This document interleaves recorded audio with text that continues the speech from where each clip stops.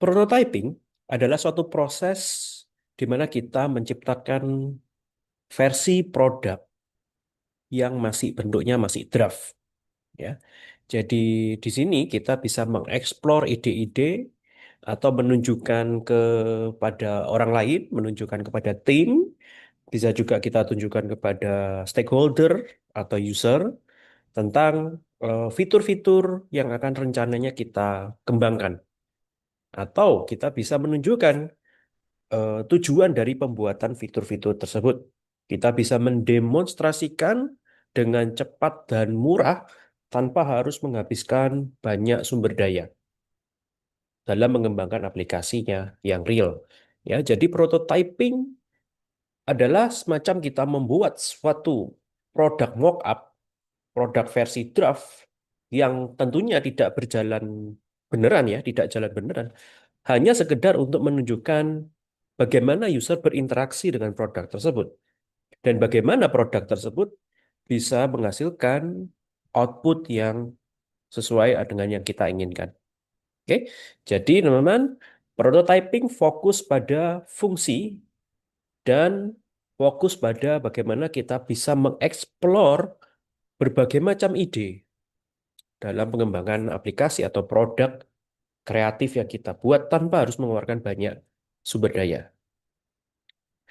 Nah, di sebelah kiri ini adalah contoh paper prototype, di mana paper prototype ini kita menggunakan media fisik seperti kertas, kemudian spidol ya, dan bolpen ya.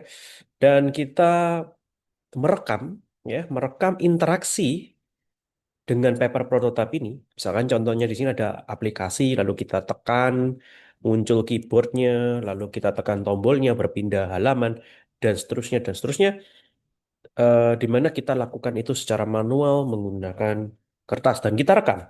Ya, kita rekam supaya nanti kita bisa melakukan brainstorming untuk menelusuri ide-ide, menyempurnakan ide-ide yang sudah kita bikin.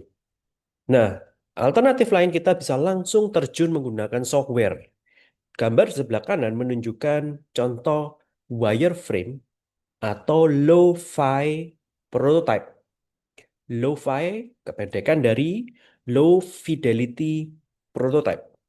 Apa itu wireframe atau lo-fi prototype? Ya, wireframe atau lo-fi prototype adalah jenis prototype yang tidak sama dengan hasil akhirnya. Artinya tidak menggunakan warna real, tidak ada warnanya gitu ya. Tidak menggunakan branding atau logo ya yang dimiliki oleh perusahaan. Jadi tujuan dari wireframe atau lo-fi prototype fokus pada fitur, fungsionalitas, dan interaksi, bukan pada estetikanya. Oke.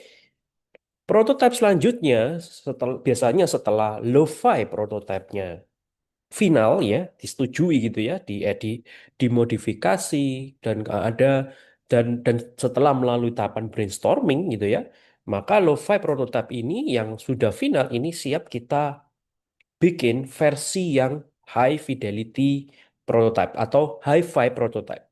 Hi-fi prototype ini adalah jenis prototype di mana interaksi dengan produk tersebut, tampilan dan estetikanya itu menggunakan branding, menggunakan logo, menggunakan eh, komposisi warna dan tata layout yang sudah diatur sedemikian rupa, seperti nyaris seperti produk finalnya.